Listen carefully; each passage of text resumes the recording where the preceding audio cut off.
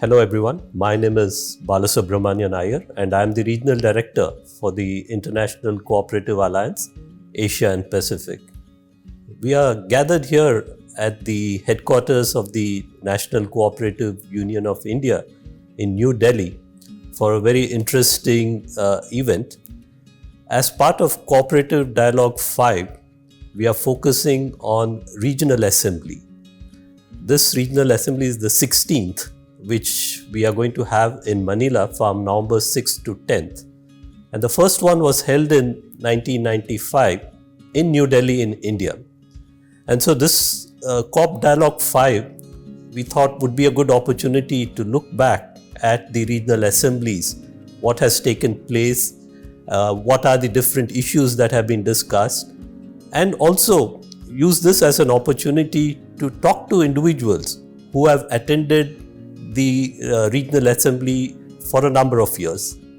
So we are delighted that we have with us today Dr. Chandrapal Singh Yadav, the President of the International Cooperative Alliance, Asia and Pacific.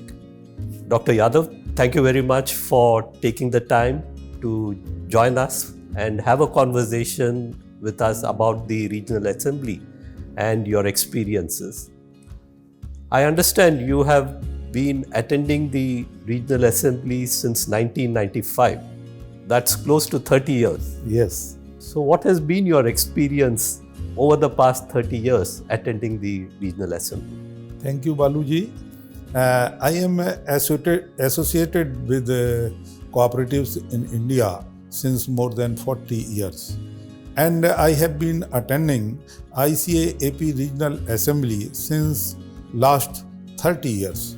In the capacity of Chairman of CRIPCO, President of National Cooperative Union of India, and Director of various national federations. I have been the Vice President of ICA-AP Regional Board for 10 years before being elected as President in November 2021. My first experience was good in terms of information exchange and networking with the international cooperative movement. As far as I remember, in the initial stage of regional assemblies registration, election and other logistical arrangements were done manually. Now, with the use of technology, the process have become easier. The election of now conducted electronically.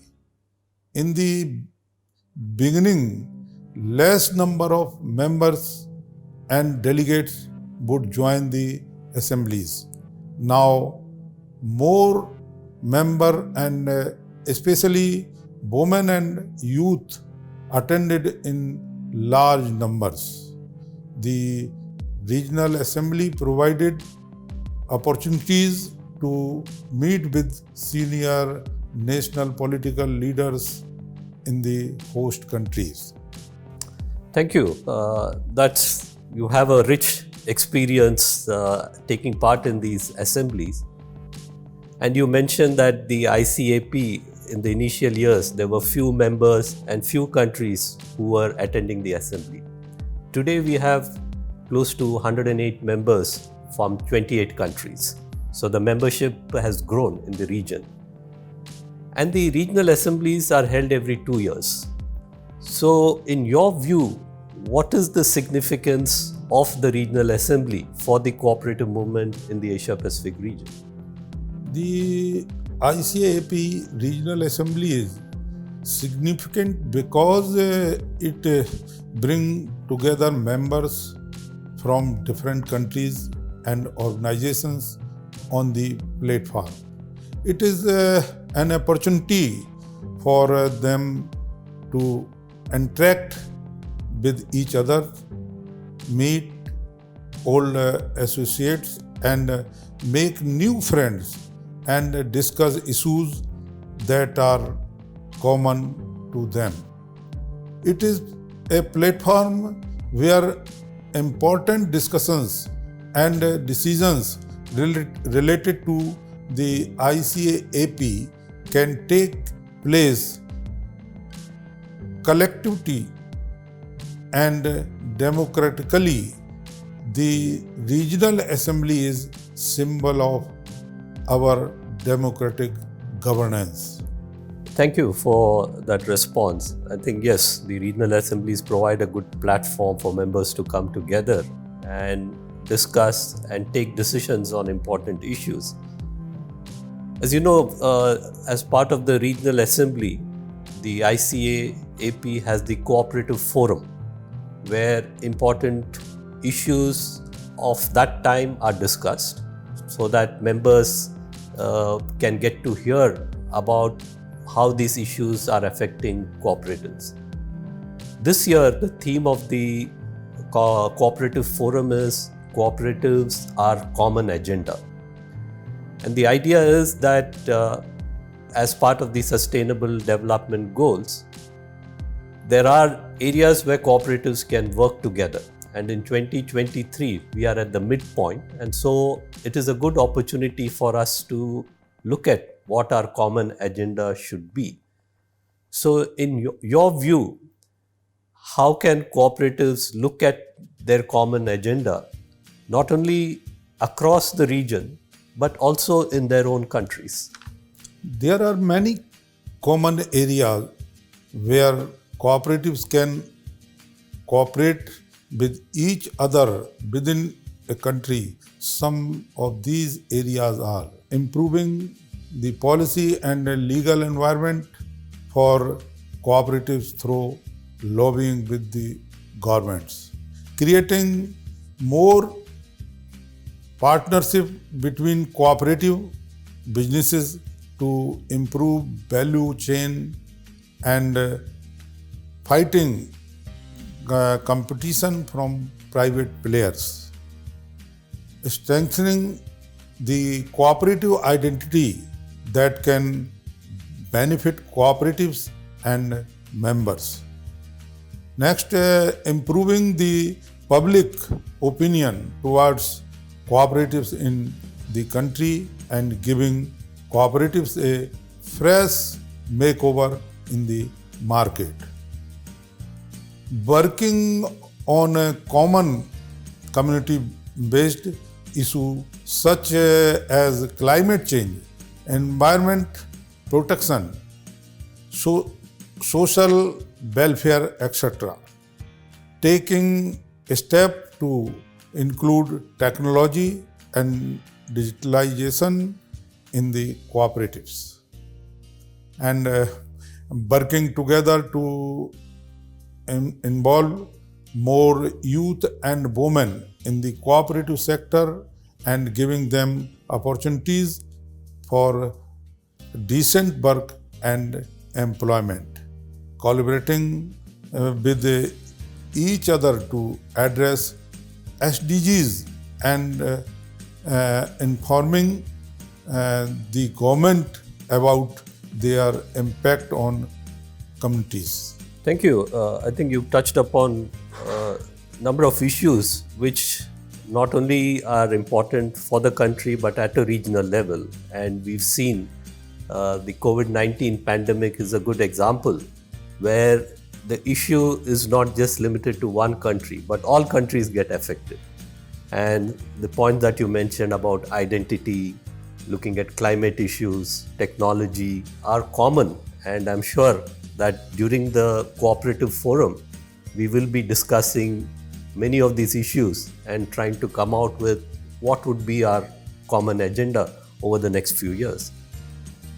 How do you think that members can use the regional assembly to optimize and see how they can benefit from the regional assembly? The regional assembly provides an opportunity to members to network, participate in meetings, and attend events where new topics or issues are discussed.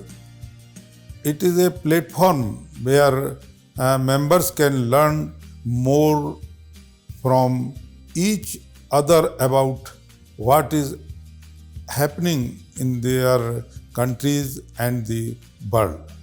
For some, it may be a new opportunity as they may be attending such a large assembly for the first time, while for the others it may not be the first time, but they will definitely learn something new, meet someone new, which will be a good opportunity for them.